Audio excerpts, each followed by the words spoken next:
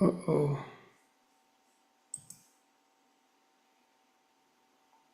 I'm having some trouble with the YouTube thing, Prashant. I think it went on, Bhante. We're getting notification. It's live. It's going What? on. It's live streaming, Bhante. Is it? It is, Bhante. Yes, yeah, yes, yeah.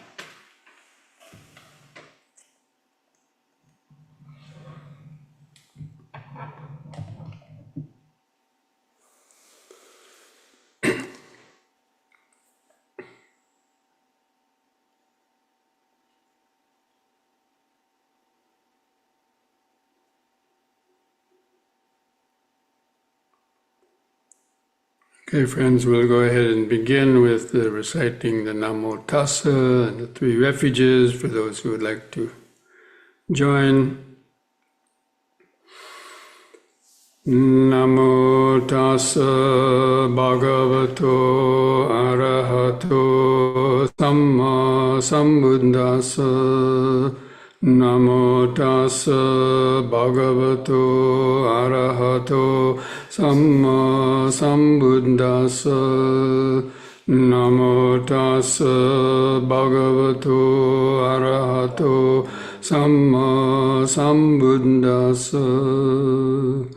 Buddhaṃ saranang gacchāmi, Dhammang saranang gacchāmi, Sanghaṃ saranang gacchāmi, Dutiyampi Buddhaṃ saranang gacchāmi, Dutiyampi Dhammang saranang gacchāmi, Dutiyampi Sanghang saranang gacchāmi, Tatiyampi Buddhaṃ saranang gacchāmi, Tatiyampi Dhammang saranang gacchāmi, Tatiyampi Sanghang saranang gacchāmi. Welcome, friends, for this Wednesday evening Dhamma discussion and meditation practice. So this evening we are continuing our review of the Sabbāsava Sutta, number 2 in the Majjhima Nikaya, the removal of all the taints. And last week we went over sort of the first 3 or 4 sections of that sutta about how to remove all the various types of defilements in the mind. So taints is another translation that translators have used, cankers, taints, or defilements. But basically it means greed, hatred, and delusion, and all the spin-off thoughts of worry, anxiety, fear, jealousy, envy, all, every type of conceivable, what we would normally call a unwholesome or, a negative kind of thought that keeps the mind in states of, worry, frustration, fear, anxiety, guilt, worry, remorse, and so on. So anyway, I'm not going to repeat too much of what we just reviewed last week, but basically the first, removing the defilements is due to, having wise attention and unwise attention, or the appropriate attention and inappropriate attention to what is coming through our senses and how our mind is reacting to that. Because basically our whole life is made up of just moments of hearing, seeing, tasting, smelling, touching, and thinking about those various objects that are coming through our senses. And then, of course, remembering in our mind our memories and various urges and thoughts that come up. And so the appropriate attention is understanding these phenomena as being impermanent, conditioned, and without any absolute self, or at least the appropriate attention is learning how to observe them and not immediately reacting to them, and then reflecting on them as needed so that they can be driven out of the mind or to leave the mind before we commit some automatic karmic action. And the inappropriate attention is seeing things as just beautiful and permanent and mine, and having our likes and dislikes about all the objects and all of our identifying with all of our moods and opinions and thoughts and ideas and beliefs with strong attachment. That is the inappropriate attention. So anyway, so the first three of the 7 ways of removing the defilements are by seeing. And I mentioned last week that means entering the stream. Seeing means, when you, in the Dharma language, seeing the Dhamma refers to the experience of stream entry, and seeing that the empty nature of a phenomenon, basically, and overcoming doubts about it. And so those 3 fetters are removed by seeing, the first 3 fetters. And then, but even before that, not everybody may be reaching a stream entry, but so the rest of them are for people who haven't reached stream entry, or even if they have reached stream entry, they still have certain other defilements. So the second way of removing defilements is by restraining ourselves. That means restraining with mindfulness and clear comprehension. That means not reacting to the objects, and restraining ourselves from, active impulsively or compulsively on our urges and habits. And then there's the way of removing the defilements by using them. Now, this is normally for advice for monks and nuns who have the monastic rules about, before using any of the 4 requisites of robes, alms, food, medicines, or lodgings, they reflect that I'm using these requisites of life just to sustain life in a basic way, not to develop attachment and craving for having more beautiful or luxurious things, and learning how to, live simply and use these objects for basically a simple life, not denying ourselves, but not overly dependent on those objects or reflecting on them, such as using food as a medicine, seeing food as a medicine.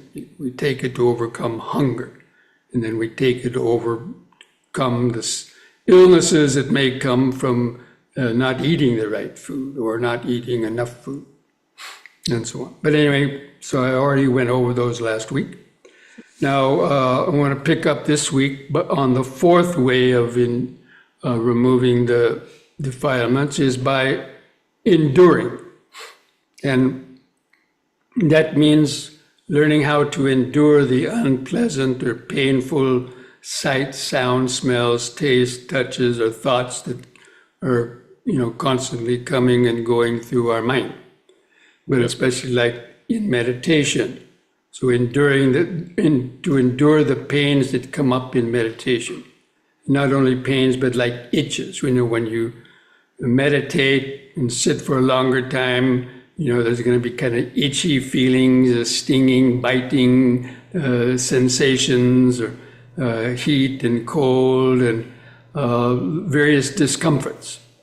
Maybe insects flying around, flies land on you, or mosquitoes, and learning how to not to immediately want to get rid of them, but to endure them. And this is a very important aspect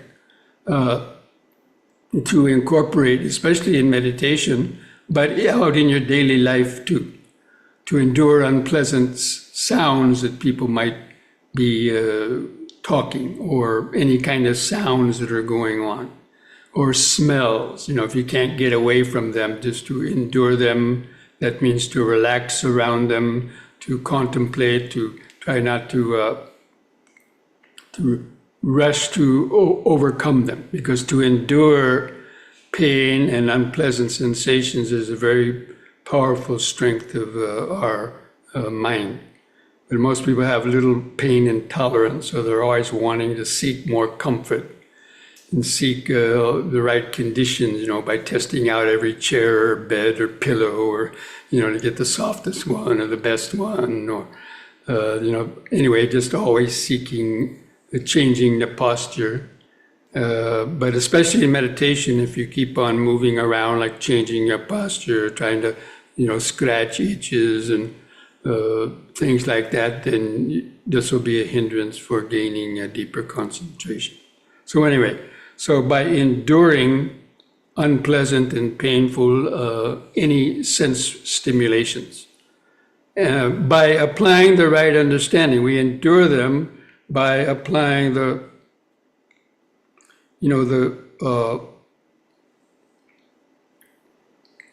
understanding that these are impermanent and they won't last. Like when an itch arises, this is an itch, but you learn to observe it and see how it's continually changing. Or you can talk yourself through it. This is impermanent, it's not going to last, they're really not that bad, and learn to relax. Find out where your body is tensing up due to some unpleasant sensation, to relax around it. And just, endure it a little bit longer each time.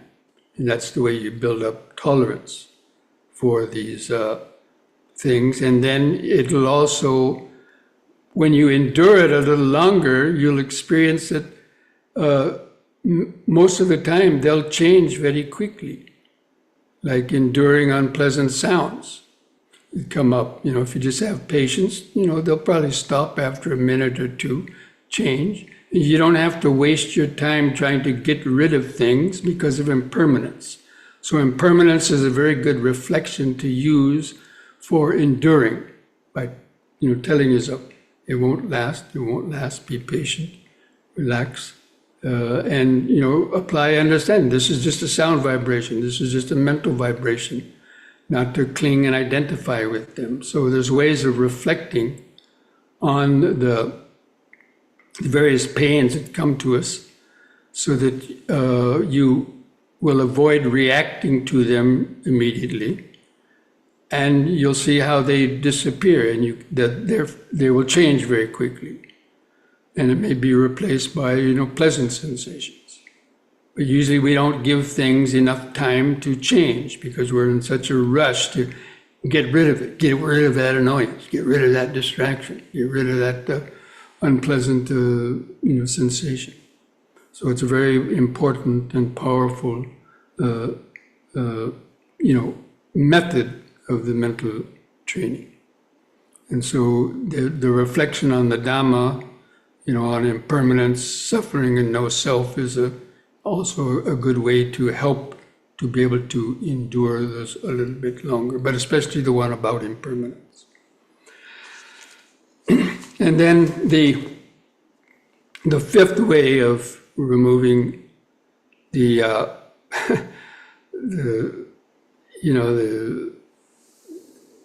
keep defilements from arising is avoiding.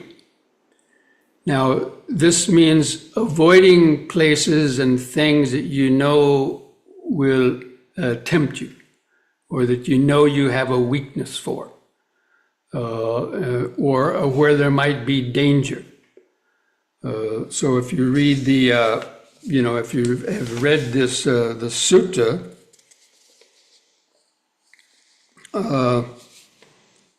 it says,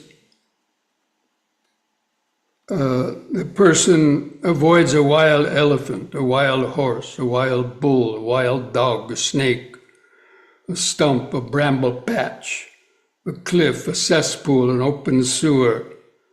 You avoid sitting in unsuitable places.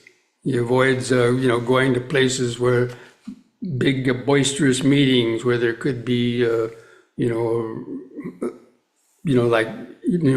use current things, protests where there's liable to be fighting and shouting and get arrested and so on. So, avoiding places where there's going to be lots of excitement and where there could be, problems arising like that.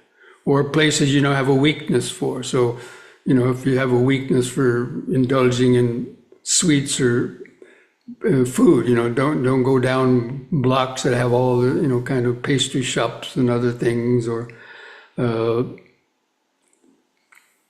things that might tempt you. So, or avoid, unpleasant types of people if it stirs up your emotions and so on.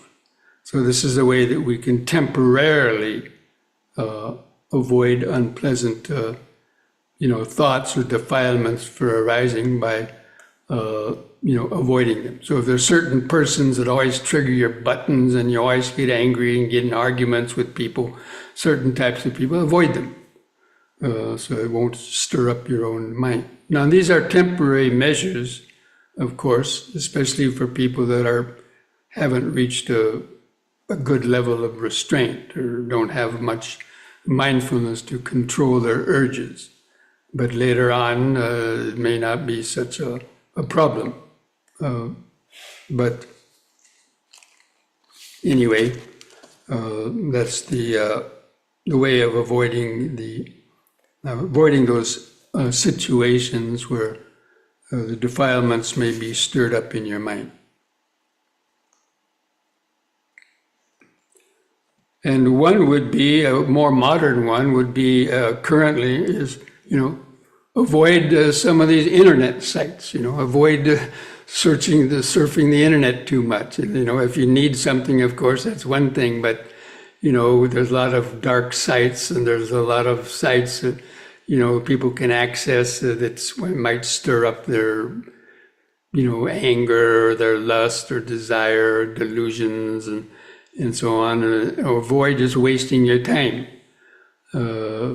doing that. So if you have a weakness for that, or playing video games, wasting your time, spending hours and hours doing a lot of unnecessary things, avoid doing that, if that's what you want to do. Because these are all things that are going to add to the hindrances that arise when you try to meditate.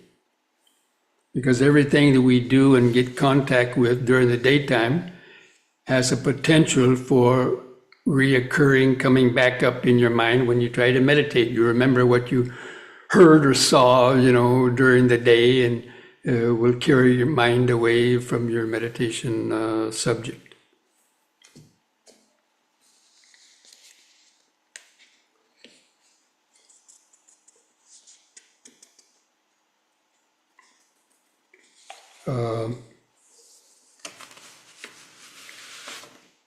And then there's the sixth one is by abandoning. And so when a thought arises in the mind, of course, all these things interlap these different ways, because by restraining oneself and by enduring, you're helping to abandon those thoughts. But anyway, the sixth way that's listed in the sutta is by, especially concerning thoughts. So especially thoughts like greed, hatred, and delusion, or other associated thoughts, by using the 5 ways of removing distracting thoughts that we've gone over in the Vitakka Santana Sutta, the ways of reflecting on thoughts. And we've already gone over that before, but basically it means reflecting on the danger of harboring thoughts of sensuality, ill will, cruelty, basically those kind of thoughts. We reflect on them, the danger of harboring such thoughts, or then thinking the opposite of those thoughts. So if you're entertaining some lustful thought, you can then contemplate the impermanence of that object, or the transient nature of that object, or to see it as just the 4 elements. And there's different ways of reflecting on thoughts, or cultivating metta, for example. To cultivate the opposite thought is a way we can help abandon or let go of the negative thoughts, contemplate the opposite of that thought.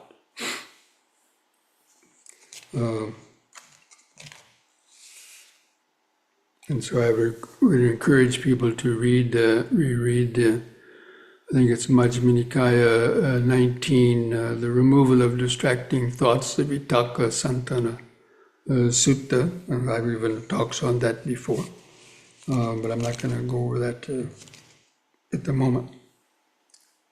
But basically it means, not allowing, we like to entertain sometimes our lustful thoughts or fantasies. We know we'll never be able to reach them, but we like to entertain them anyway, or think ill will thoughts towards somebody else, but they pollute our mind. So to abandon them by any one of those ways of letting go of the thoughts. And then the 7th stage of or the 7th way of overcoming defilements is by developing. And in the sutra, this refers to developing the 7 factors of enlightenment. And actually, this is a long subject, and I'm going to talk about that more next week. But basically, it means developing the 7 factors of enlightenment and attaining the 3 remaining stages of the path. So we mentioned that, the attainment of stream entry overcomes the first 3 fetters. And then, it may be a long time being a Sotapanna before you attain the stages of once returning or never returning. So in the meantime, that's when you also develop, are practicing the restraining, using, enduring, avoiding, and abandoning the thoughts that come out. But it becomes much easier once you've reached that level of having a glimpse of the truth. But so by developing the 7 factors of enlightenment, and I'll just list them briefly. So mindfulness is, of course, the first one. Mindfulness. An investigation of Dhamma, that means reflecting on the 5 aggregates, the 6 senses, and reflecting on the Dhamma, all of them as being impermanent and no self. And then the energy that comes along with that reflecting, enlightenment factor, energy. So you have to have a lot of energy to practice the Dhamma. As we have read in another sutta, where the thoughts, 10 thoughts of a great person, a wise person, is this Dhamma is one for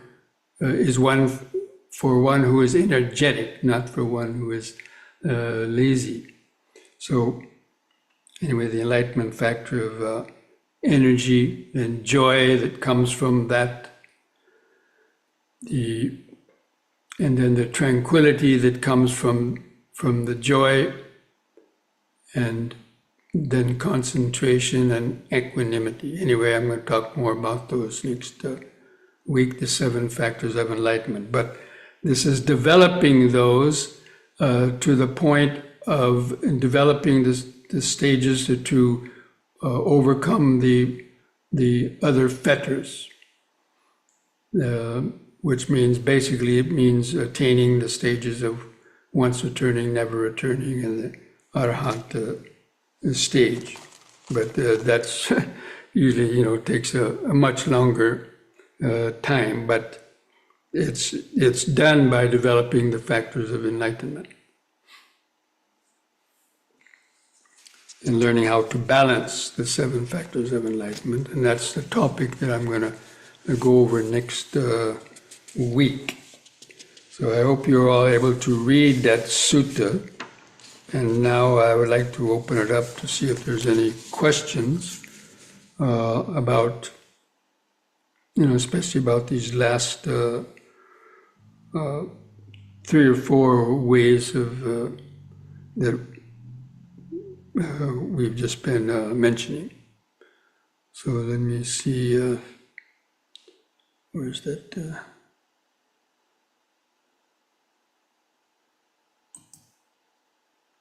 It's in the chat box. Okay, there's a question in the chat box. As he attends inappropriately in this way, one of 6 kinds of view arises in the person.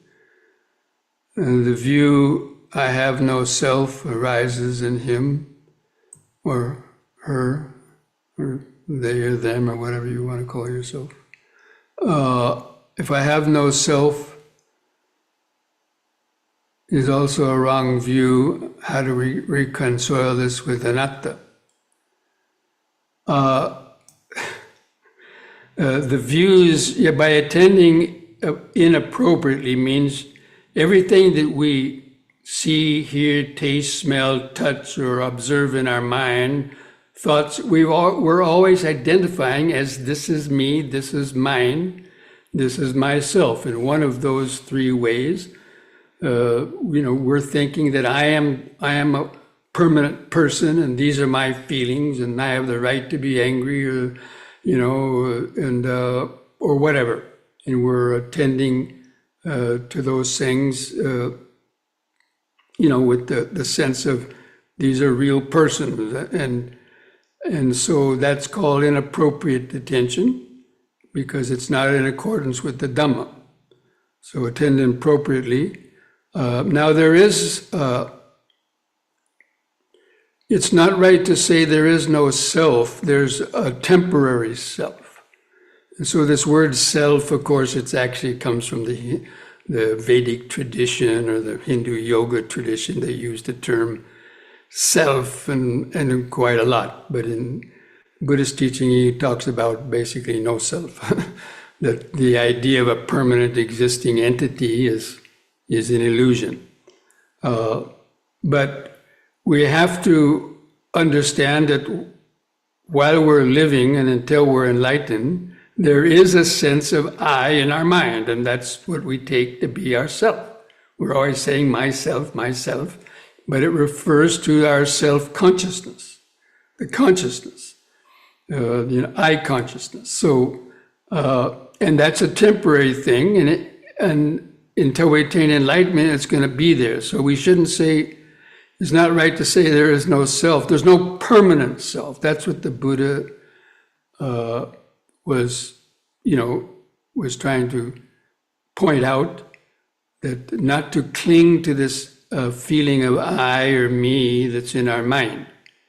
Now we've created it, and we keep enforcing it by taking it to be real, and then getting attached to all the objects that we've gotten attached to in the past and the future, and we're thinking about ourselves oh, I was this way in the past, I want to be this way in the future. And by thinking like that, we keep on increasing the sense of self as though it was real. So we have to understand that there is this temporary illusion of a self, and it's real for a lot of people. And just to tell them that there is no self is like a shock. So you have to understand what is the meaning of this self and understand it in the right way. So how do we reconcile the idea of no self with anatta? Anatta means, this what we think is a self, it's an illusion, and it means not a permanent self. The term atta refers to a kind of a permanent, unchanging entity. So that's what the Buddha said. By reflecting, we understand that there is this ongoing temporary self, but it's not a permanent thing, and we don't own or control it. We kind of created it, but ultimately we don't have much control over it.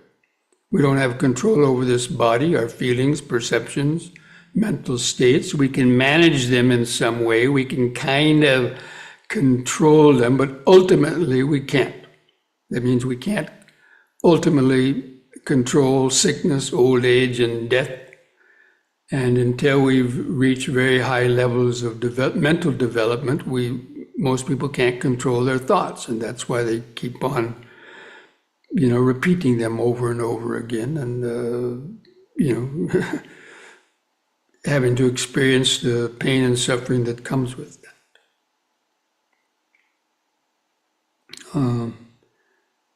Now this next the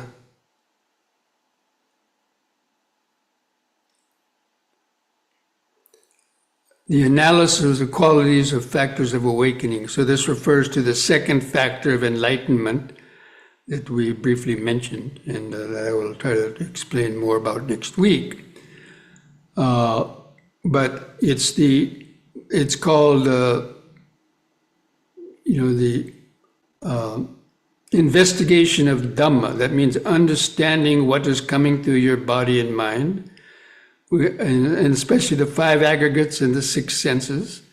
We investigate them as these things are they've been produced by contact, they arise, they're habits, we identify them as because of the habits we've created in the past.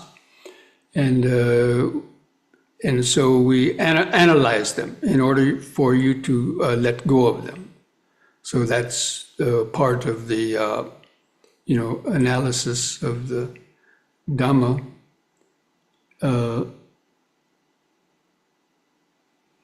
Is a factor of awakening.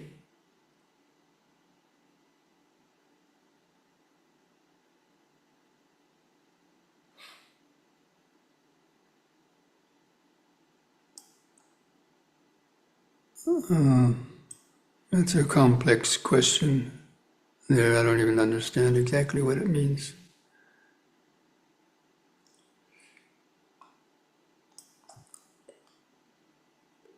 But once we know how to reflect on the things coming through us, it gains mental power. The reason why things have power over mind because we don't reflect on them, like the First Noble Truth. The cause of suffering. People never reflect on it.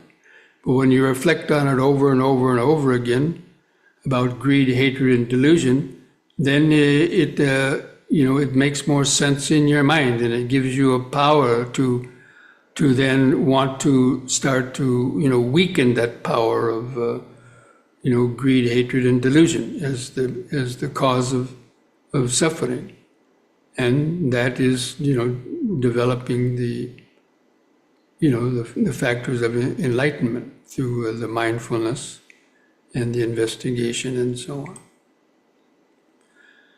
on. So, anyway, does anybody have any other questions they would like to ask? If you want to I can't see if any yellow hands are raised. Prashant, I don't know why I can't see these. Some of my images up here have been. Okay, there it is. Anybody want to raise a yellow hand or ask a question?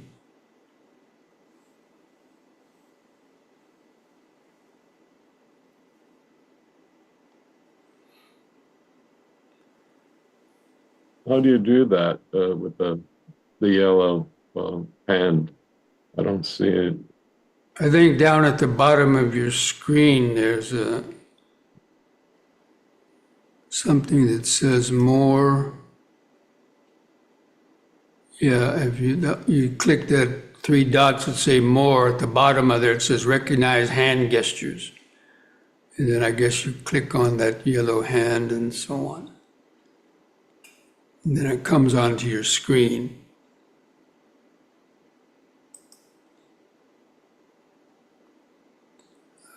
Anyway, I think, as I mentioned before, I think we'll go ahead and stop at this point and then have our meditation practice. So we'll take a few minutes break and come back for the little bit of yoga stretches and the meditations, where then hopefully you'll have a chance to practice some of these restraining and enduring and abandoning techniques of overcoming the thoughts. Okay? So we'll take a few minutes break and come back. Thank you, Bhante.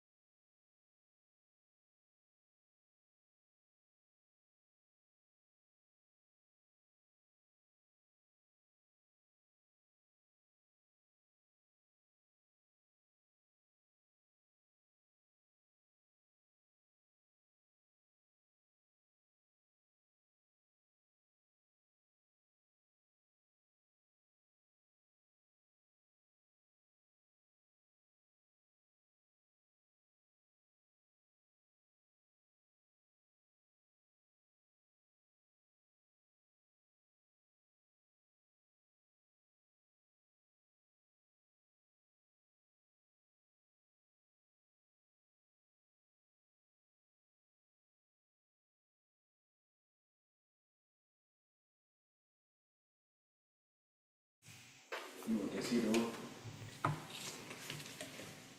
You want that on? No. Okay.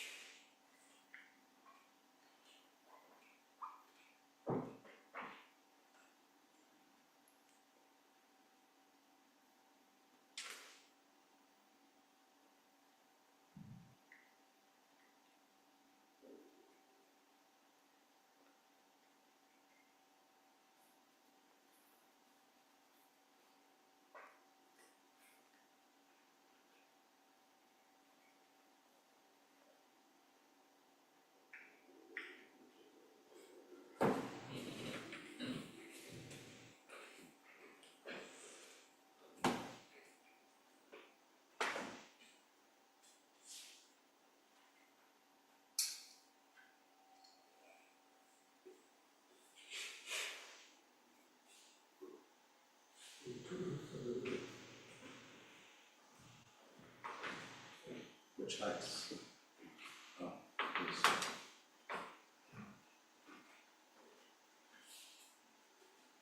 Okay, friends, just try to stand straight. Relax your arms at the sides. Just gently close your eyes and feel your eyes in the sockets. Feel your head balanced on top of the neck. If you can, start to feel the outline of a standing body in the mind's eye. Then begin some deep, slow breathing. Some three-part breathing. Drawing the air from the lower lung up to the top. Holding the air in for 2 or 3 seconds. Slowly breathing out.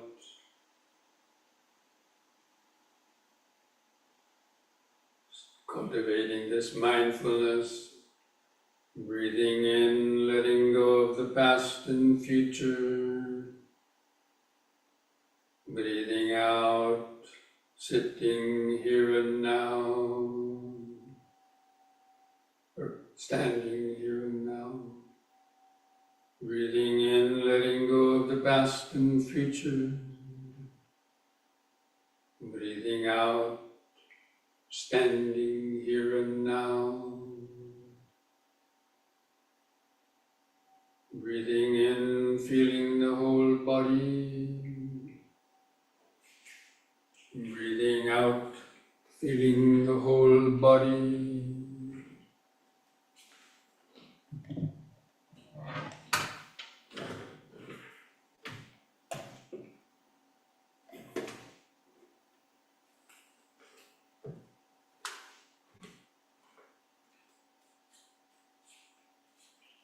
Now the next in-breath, on the in-breath, raise the arms over the head, interlock the fingers, stretch your head back, stretch the arms up,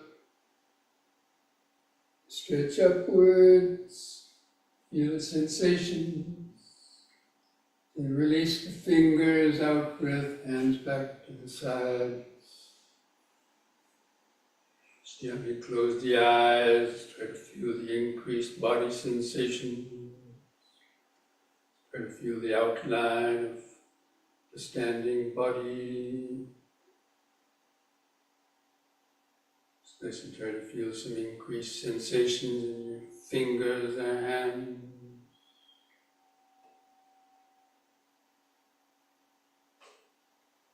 Just remember the present moment of the body, standing. And the next in-breath, lift up on the toes while raising the arms over the head. Stretch up.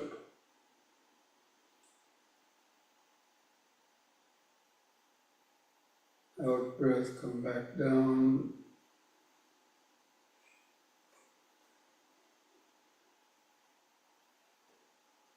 Again, in-breath.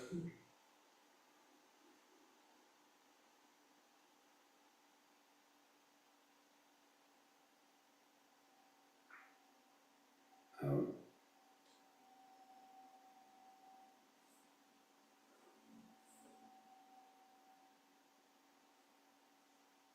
In.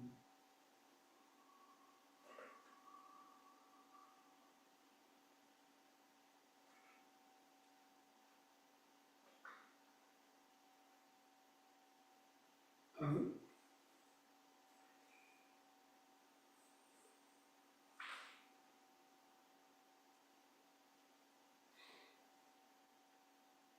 Relax, close the eyes. Feel the clothing touching the outer skin. Feel the increased life force vibrations under the skin. Just letting go of your thoughts. Just let the thoughts come and go in the back of the mind. Just remember standing.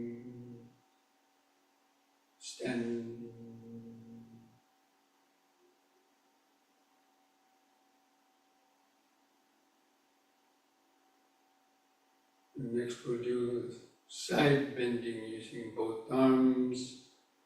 On the in-breath, raise both arms up. And keep your fingers and arms straight, close to the head. On the out-breath, bend over the right side as far as you comfortably can. Keep the arms parallel to each other, like railroad track. In-breath, lift up.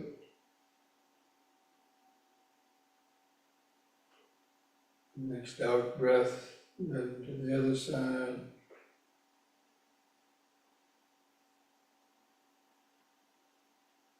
In-breath up.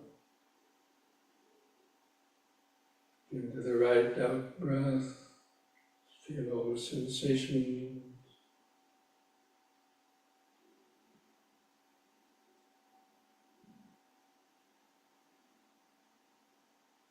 Out-breath left.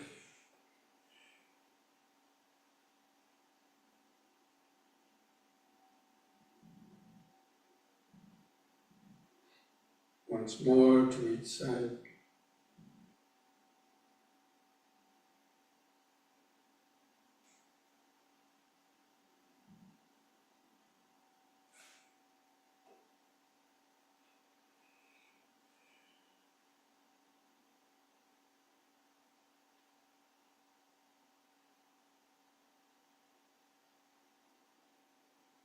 On the out-breath, lower both arms. Close the eyes. Feel the increased pulsations in your hands and fingers. Other places. Feel the outline of the standing body. Clothing touching the outer skin. Subtler life force sensations under the skin.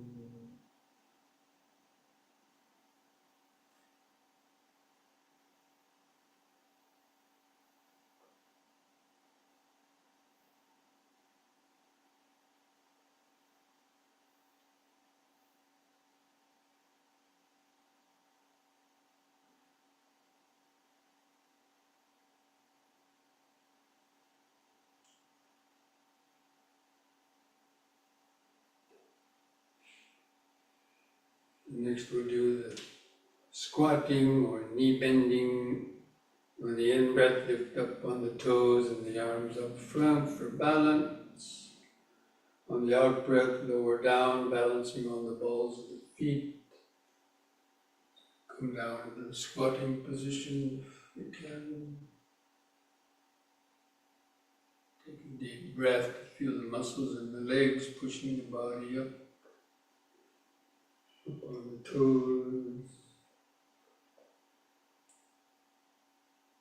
Out breath.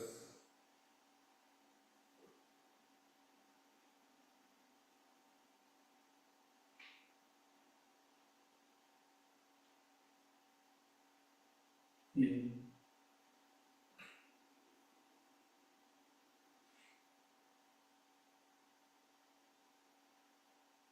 Out.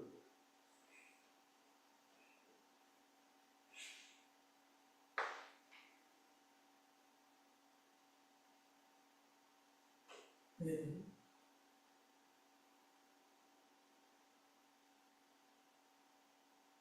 Once more.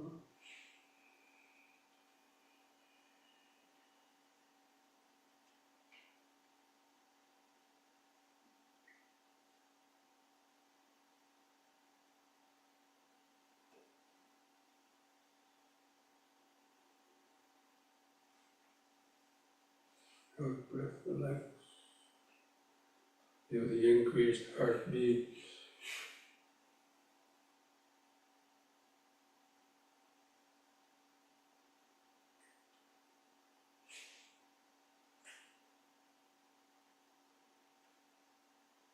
Feel the outline of the body in the mind's eye. Head on top, arms to the sides, feet pressing the floor.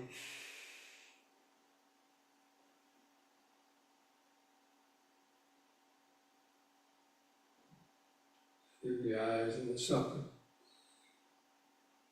the outline of the body.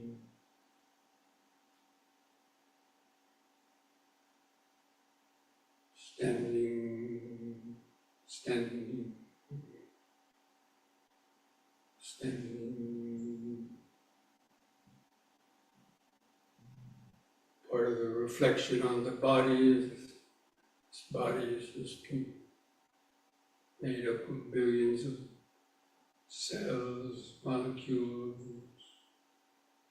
four elemental vibrations.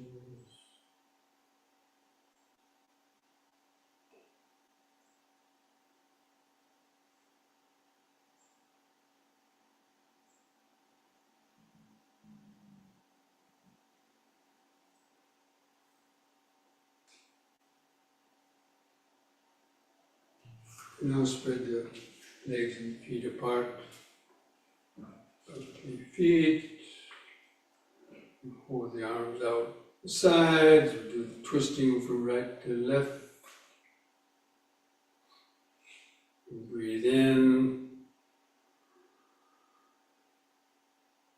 On the out breath, twist to the right. Keep your eyes focused on the hand going back.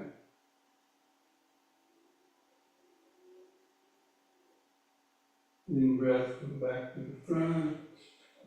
Let your feet turn with the body, then twist to the other side. The out breath.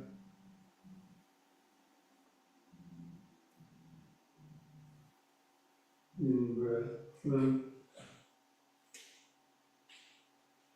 Keep alternating sides with the breathing.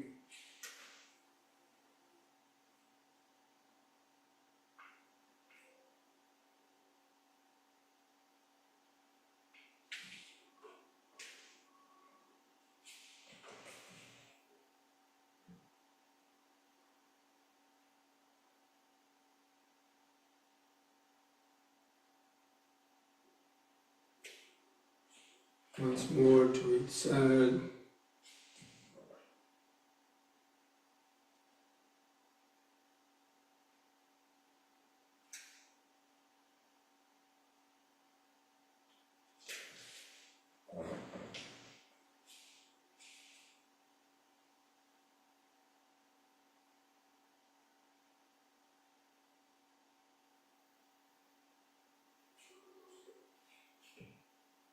Relax.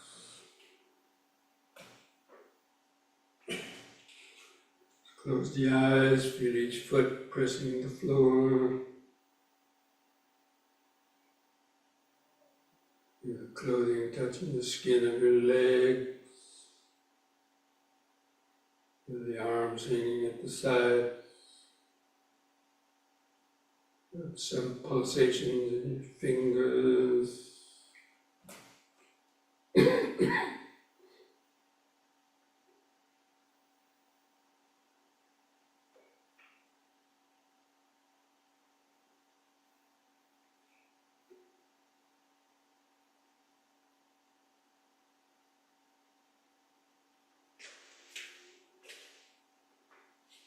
Keep your legs apart, wider the better. We're going to do alternate toe touching, holding the hands out to the sides. On an out breath, bring your left hand across and down, touch your right leg below the knee or as far down as you can reach toward your foot. And then look up at your other hand over your head. And come back up on an in-breath to the starting point. And the next out-breath, go to the other side, the right hand across and down, touch your left leg below the knee, your foot. Look up at the hand over the head. Come up on the in-breath. Just do that 2 more times to each foot. Try to stretch a little further each time.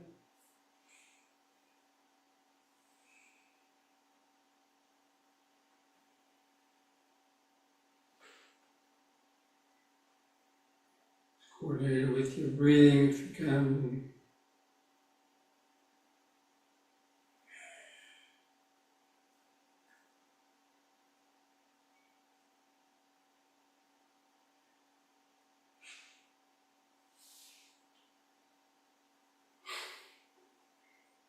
Once more to each side.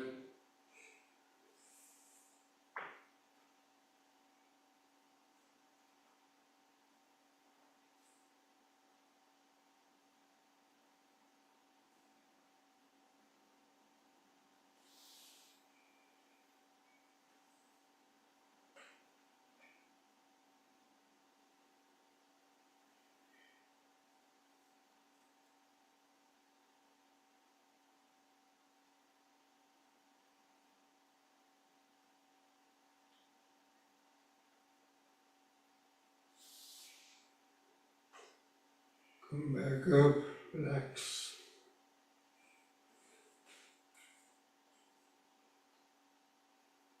Feel the increased heartbeat, other sensations.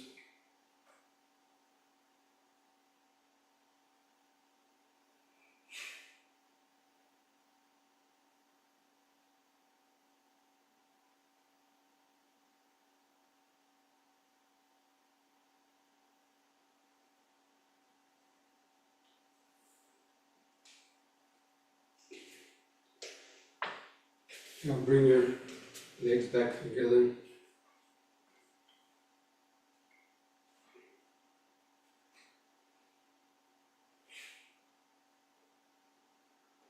Just feel the whole standing body.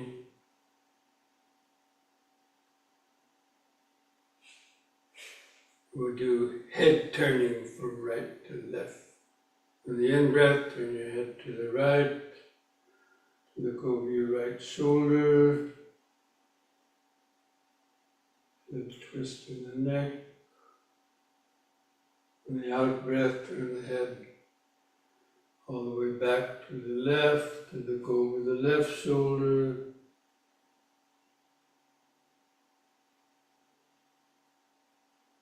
In-breath back to the right. Concentrate into the neck vertebrae. Imagine them sitting up. Out breath left.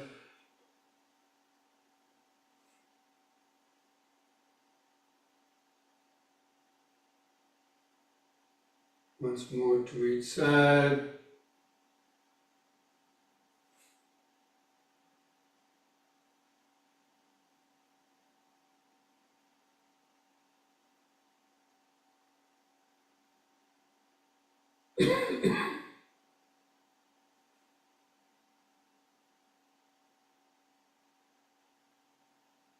On the in-breath, let the head stop in the center.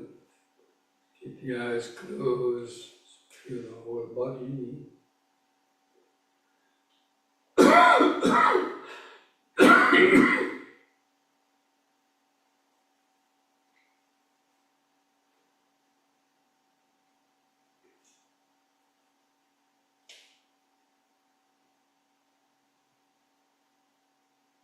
Just letting go of your thoughts. Keep the mind focused on the body.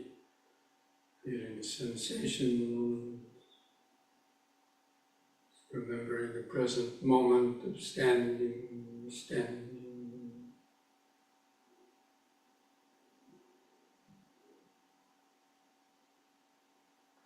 Now we're going to do another head and neck exercise. On the in-breath, lift your chin up, raise your chin up. And on the out-breath, stretch the head further back to look up at the ceiling.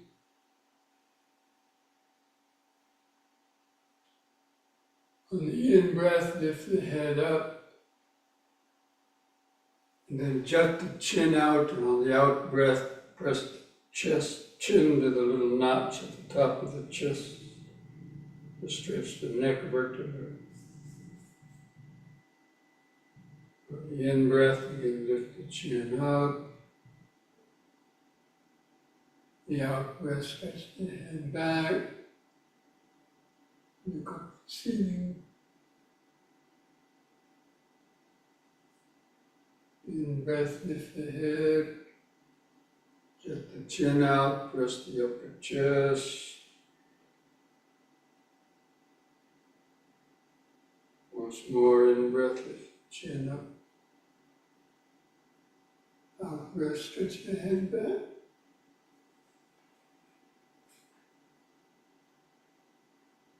In breath, lift the head. Out breath, press the chin to the chest.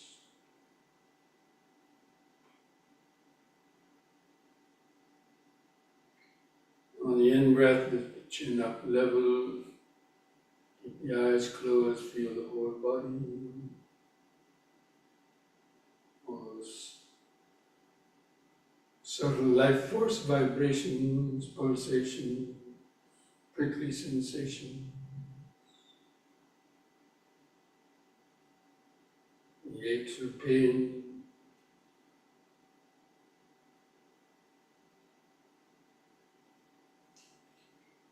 Okay, we're going to do one last exercise.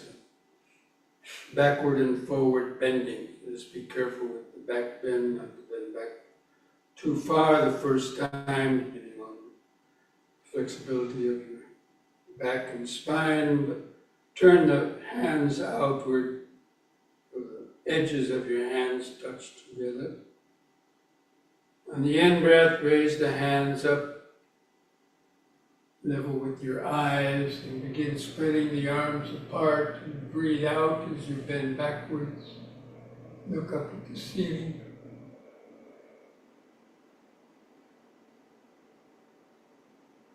Carefully lift up on the in-breath, keeping the arms out at the sides, and on the out-breath, lower the arms and hands downward towards the floor. You keep your legs straight, let the little bones in the lower spine stretch out.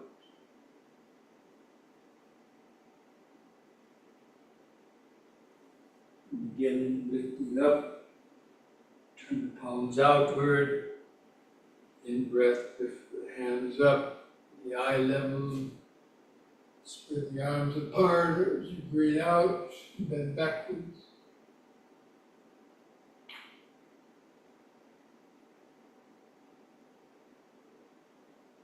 In breath, lift up. Out breath, the downward stretch. Right, stretch down a little more. Keep the legs straight. The bones in the lower spine stretch out.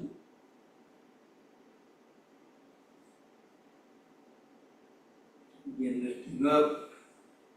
Turn the palms outward. In breath, the hands up.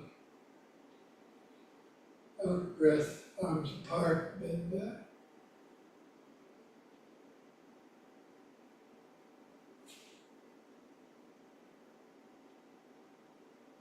In.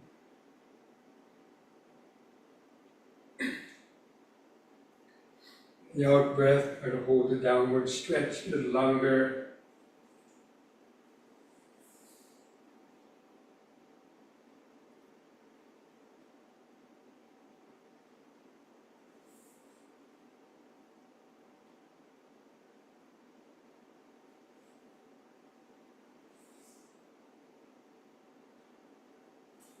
Begin lifting up. On the in-breath, bring your hands together at the chest. The out-breath, hands back to the sides. Close the eyes, feel the whole body vibrating, pulsating with activated life force. Try to imagine or feel that activated life force, healing energy,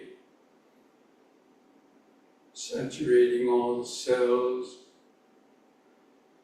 and tissues of the body, healing life force.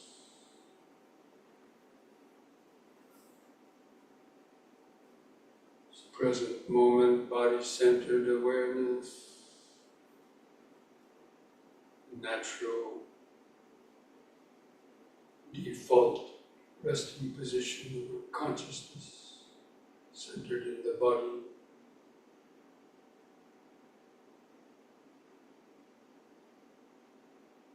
First stage of any deeper meditation.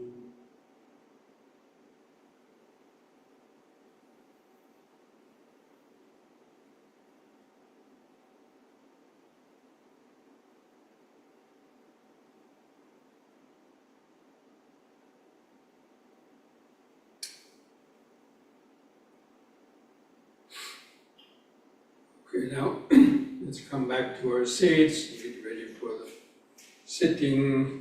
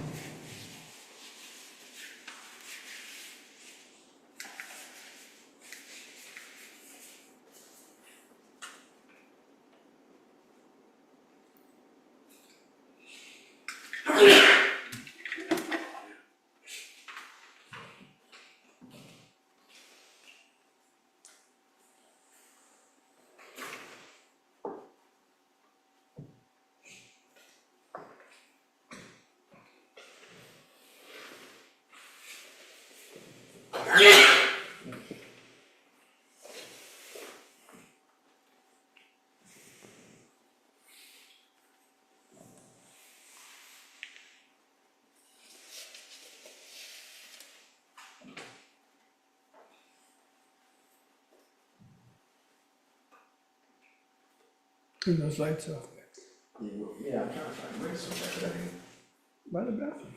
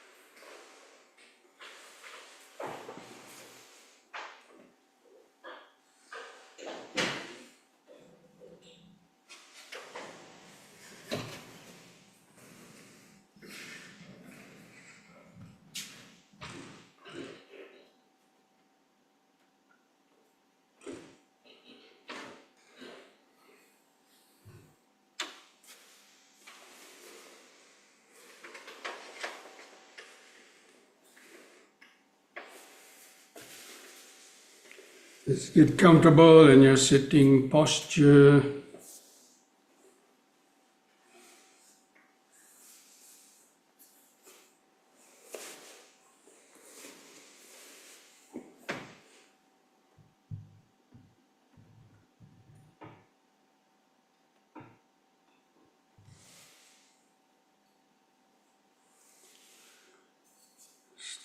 Sit with your back straight, or to establish the natural inward curve of the lower spine.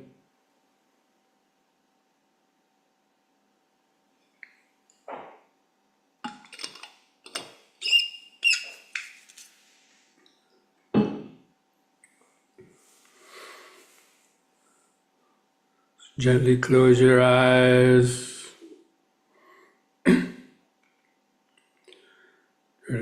Feel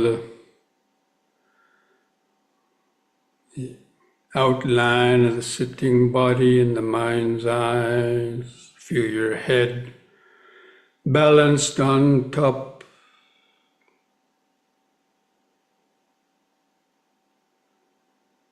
Relax the shoulders. Feel the arms hanging at the side.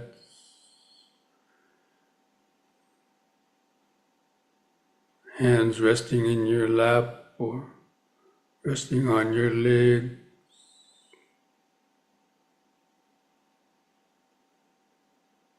Just feel the buttocks pressing the floor, the feet tucked underneath.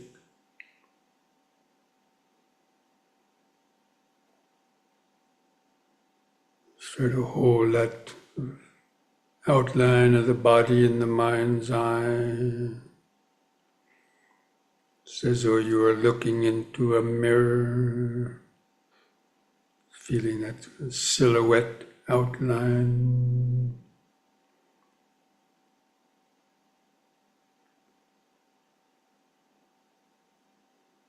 And begin some deep, slow breathing, as we did in the yoga session. After breathing in, hold the air in your lungs 2 or 3 seconds. Imagine all the air getting out into the bloodstream, the oxygen, going out to all the cells, and on the out breath, feel the relaxing contraction of the out breath. Feel the last bit of air go out of the lungs.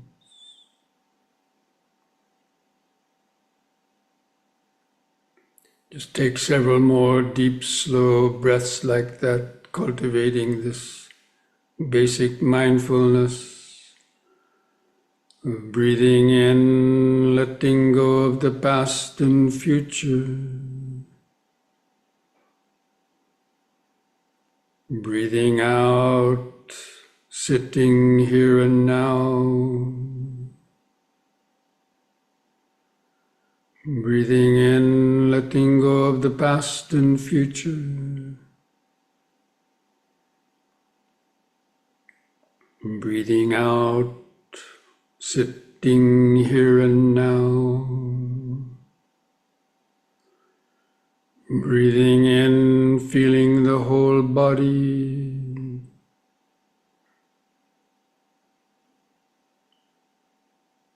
Breathing out, feeling the whole body. Now we're going to count the breaths from 1 to 10 to develop a more continuous concentration on the breathing. I'll do the counting for you. Just try to follow that with your breathing and concentration. So on the next expanding in breath, mentally count to 1. Hold the air for 1 second. And with the contracting out breath, also count to 1, feeling the last bit of air go out.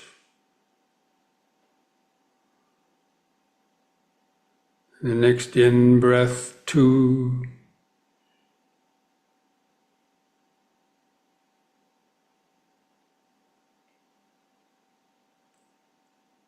Out breath, 2.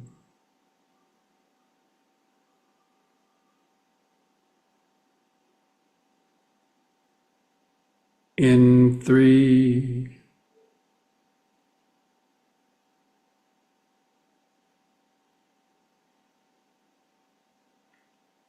Out 3.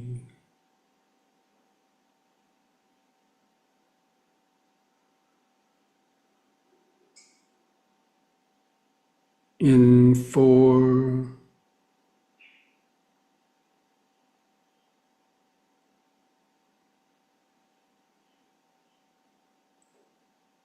Out 4.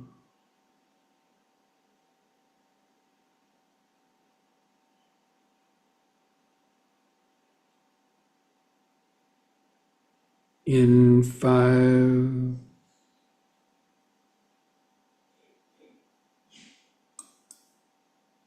Out 5.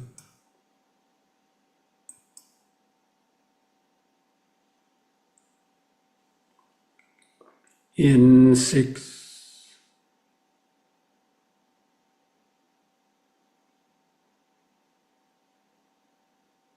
Out 6.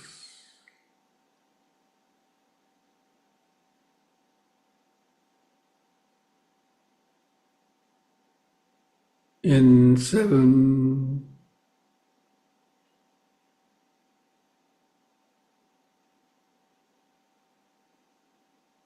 out 7,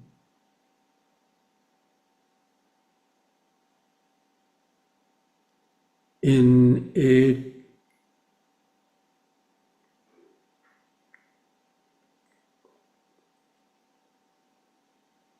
out 8,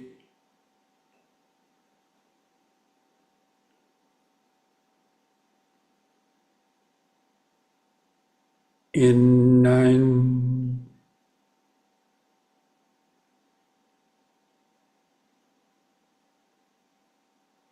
out 9,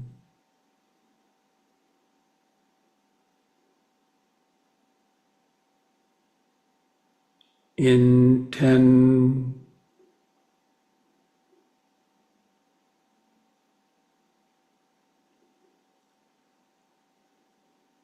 out 10,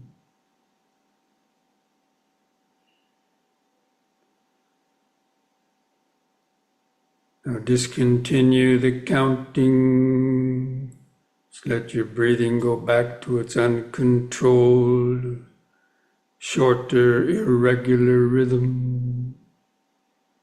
But continue to feel it, to observe it. Keep your attention focused in the center of the body. Feel the residual expanding and contracting sensations of your abdomen, stomach, rib cage, or chest.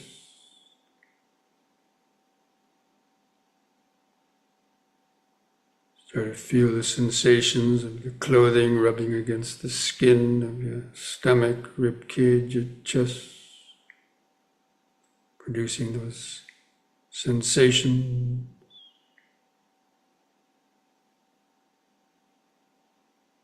Just knowing when the breath is coming in.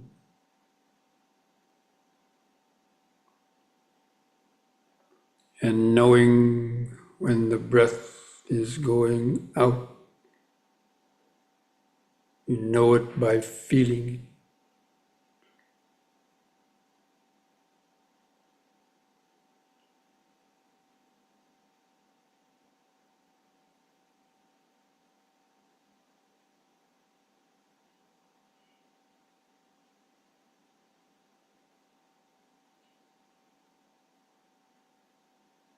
Just tune into the 4 phases of each breath cycle. The expanding in-breath and the brief pause. The contracting out breath and the brief pause.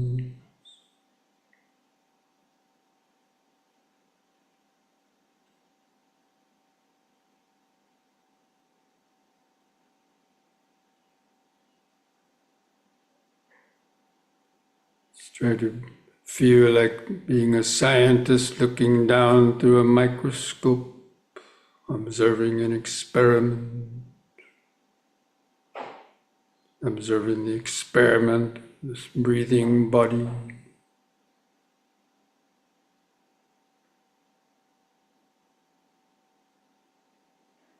Knowing that the in-breath draws in life-sustaining oxygen, it's then pumped out by the heart to all the cells of the body. The out-breath, breathing out carbon dioxide.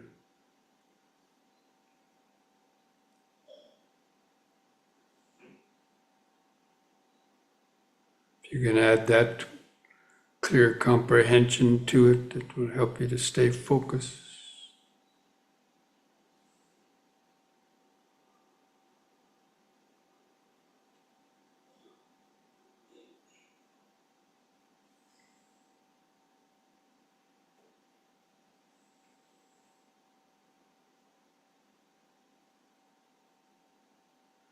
And to help stay focused, you can use these brief mental reminders. In, in sitting, out, out, sitting. It's the ongoing, continuous, present moment of this breathing body.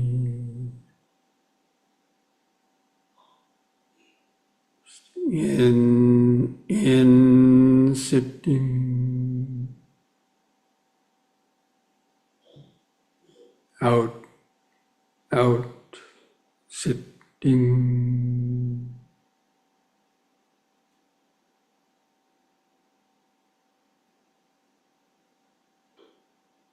If you like, you can combine, you can try counting your breaths again from 1 to 10 by yourself to see if you can count 10 breaths without the mind either going to sleep or getting lost in thought.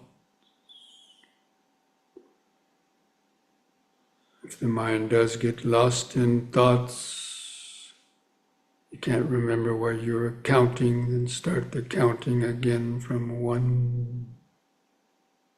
So it becomes like a challenge not to lose your count, but staying concentrated.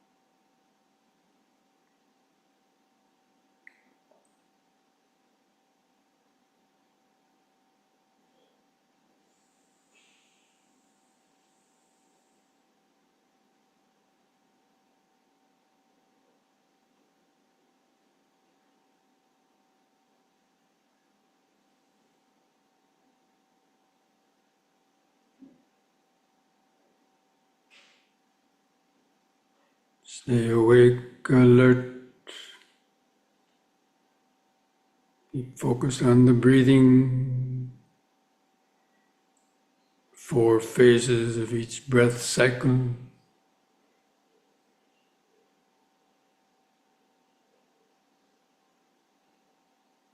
Noticing subtler sensation.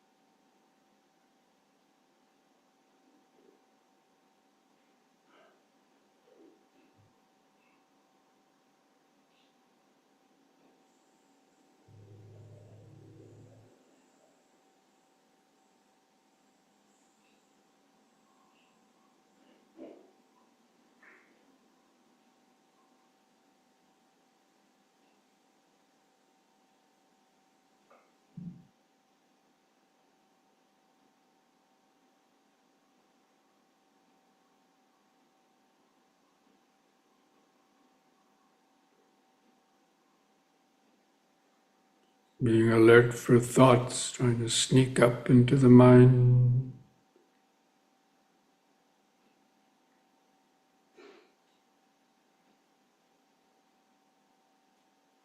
The mind gets lost in thoughts, recognizes loss.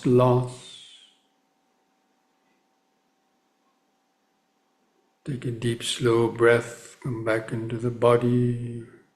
If you lost your count, start counting again from 1.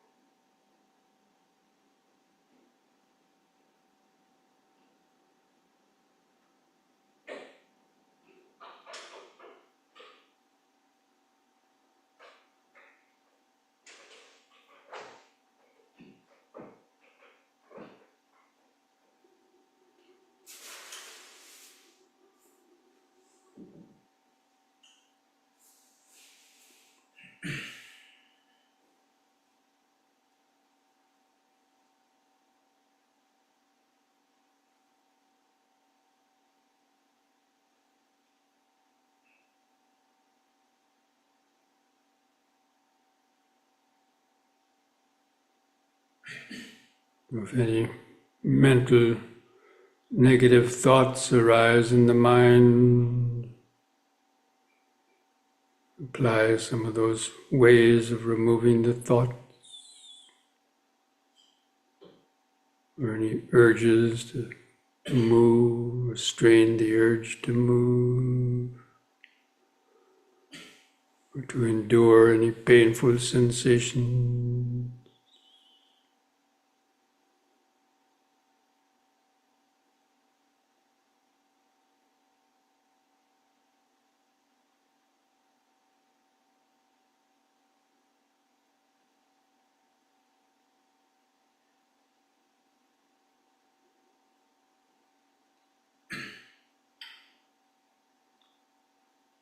Or abandon any unnecessary thoughts by applying the ways of removing distracting thoughts.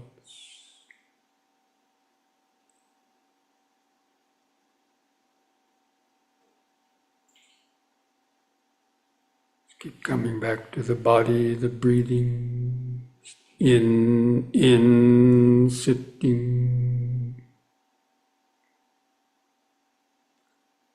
out, sitting.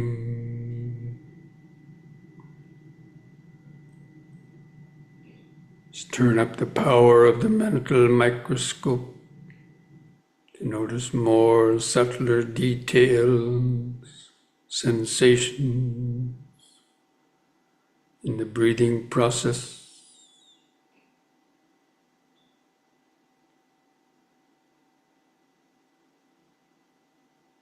Notice other sensations coming and going in the breathing body.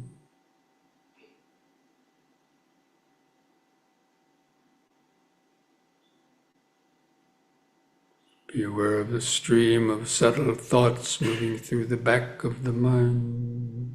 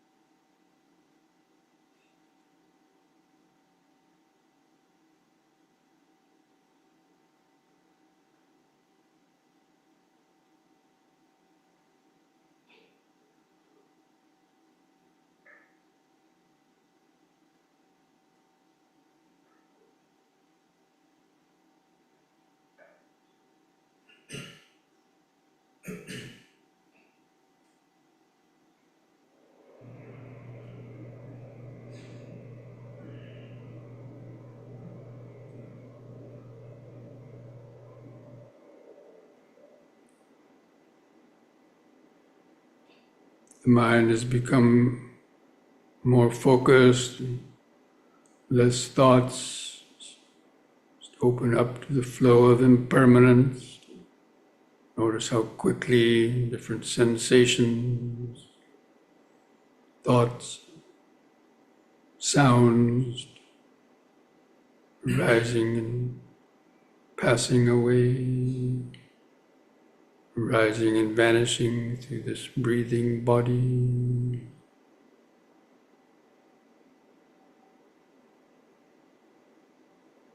If there's still more thoughts, do some more deep, slow breathing to help stay focused, centered in the body.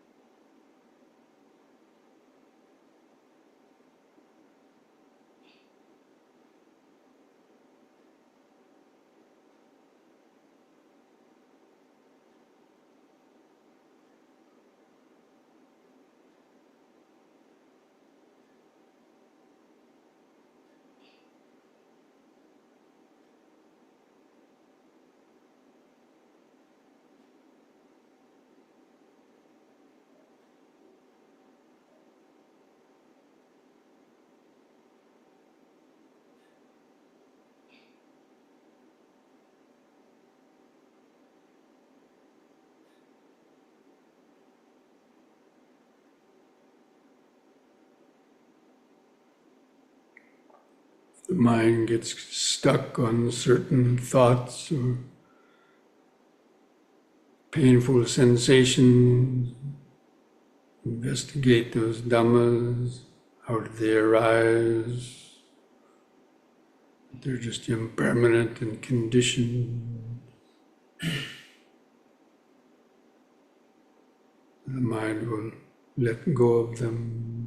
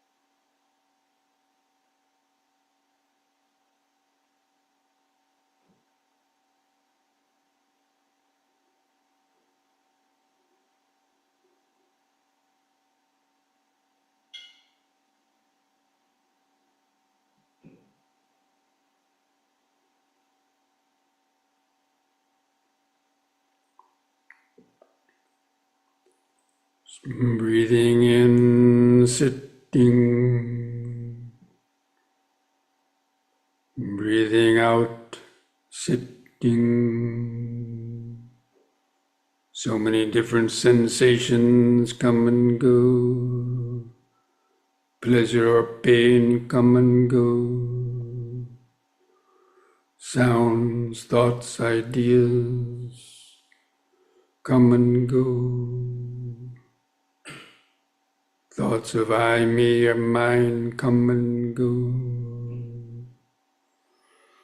These are all just a continuous flow of body-mind phenomenon and their nature of constant change, arising and vanishing moment after moment in the flow of impermanence.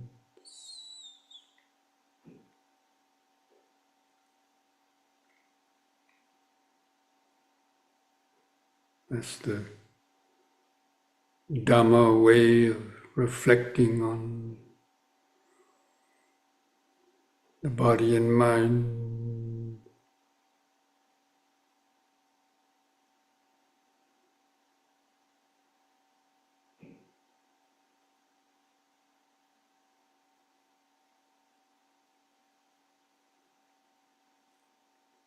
Just maintaining that connection to the breathing body. This breathing body is the natural connection to the natural present moment awareness.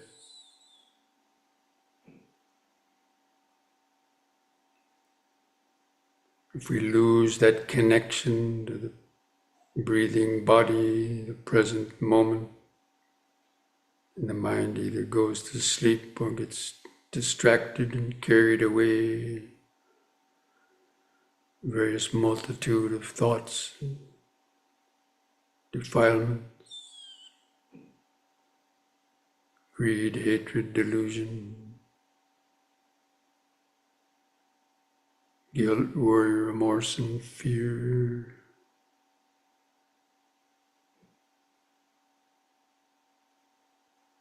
Keep developing, maintaining that constant connection in the breathing body. Sort of just watching the body sitting and breathing, and all these different sensations and thoughts just coming and going.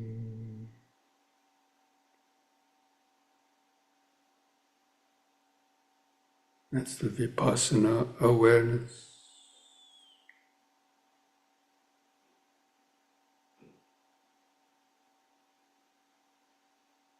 The appropriate attention.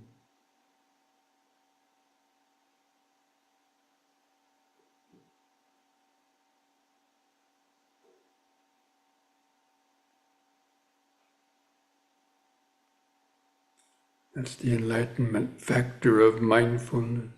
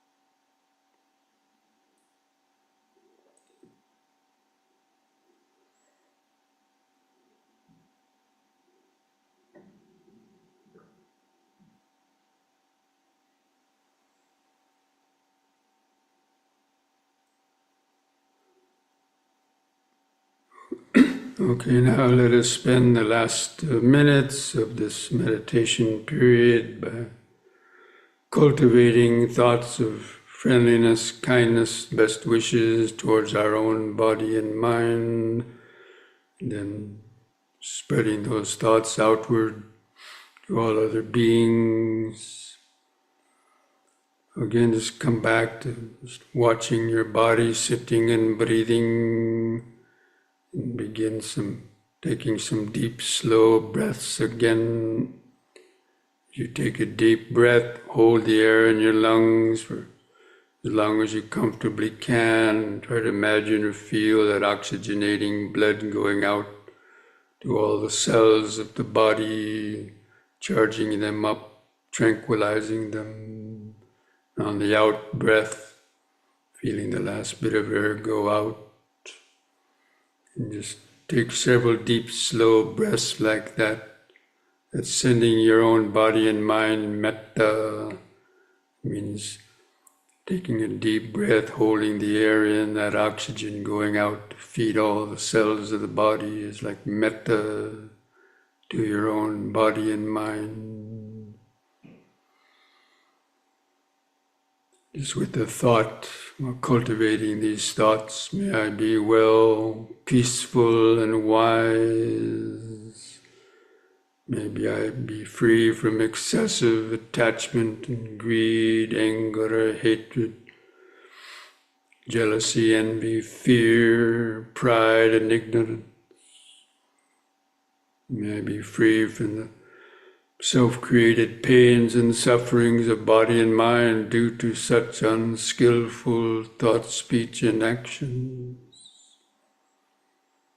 May I have the patience, strength, mindfulness, and wisdom to meet and overcome all difficulties in life.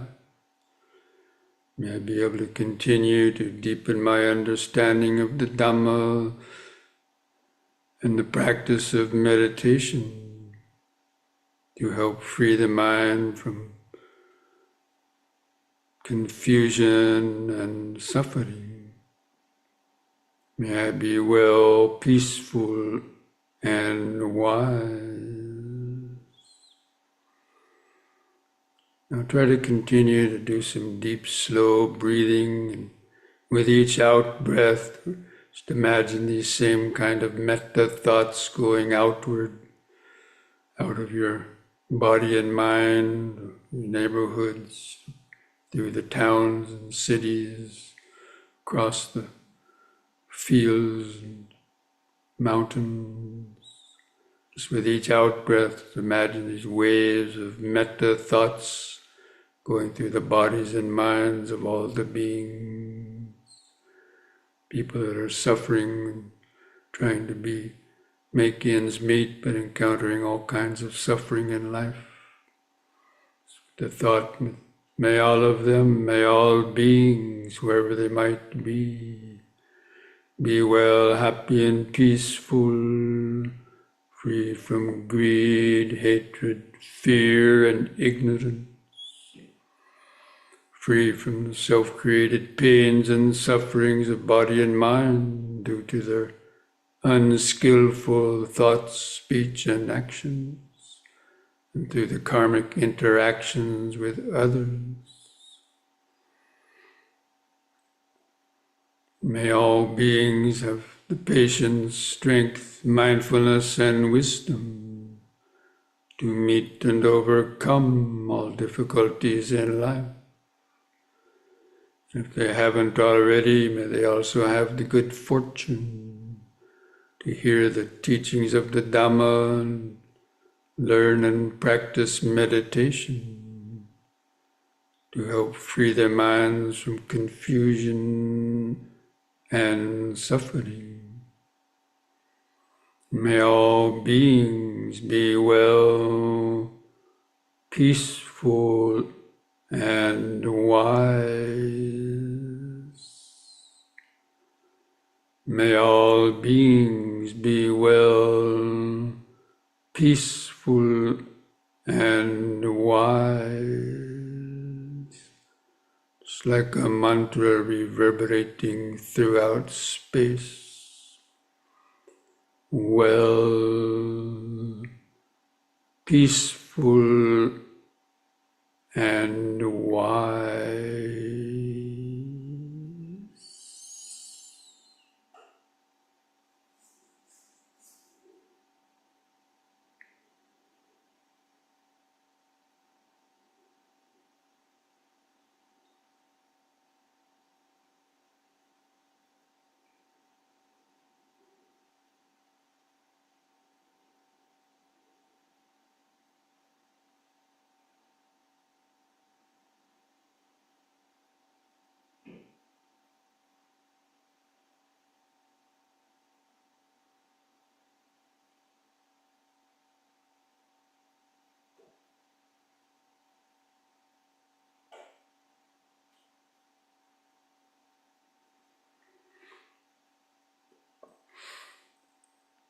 Dukkha pata jani dukkha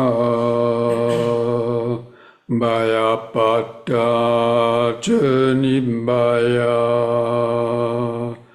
soka pata jani soka hontu sabbe pipanino.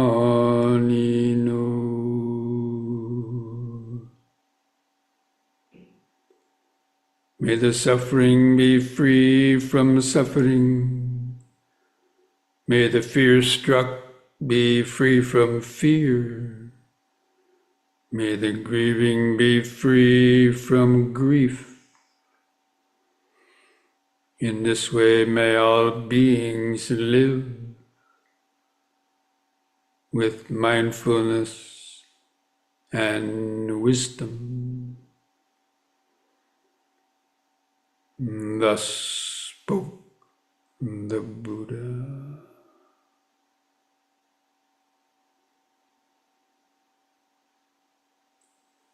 So now to finish, I invite you to join in chanting the word sadhu 3 times slowly. We do the chanting on a long out breath. So take a deep breath.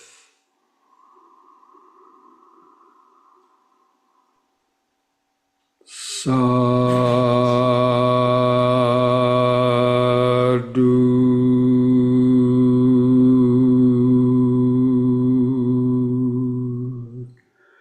Breathe. Sadhu.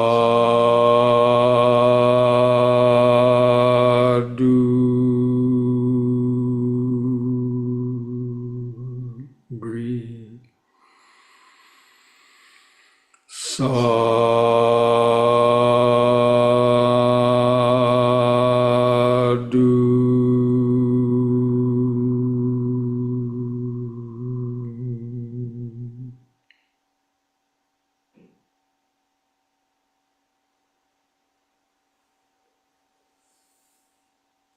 Now mindfully place your hands at the edge of your knees and take one more deep breath as you breathe in. Stretch your head back, pull your hands on the knees to arch your spine backwards.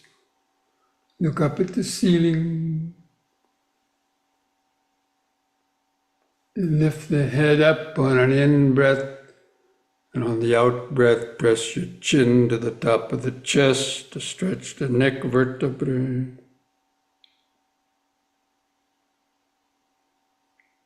And lift the chin up level on an in-breath.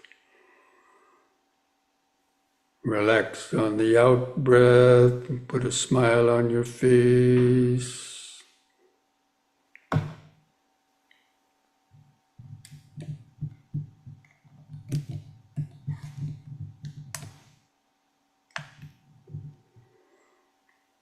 Okay, friends, so this brings our evening of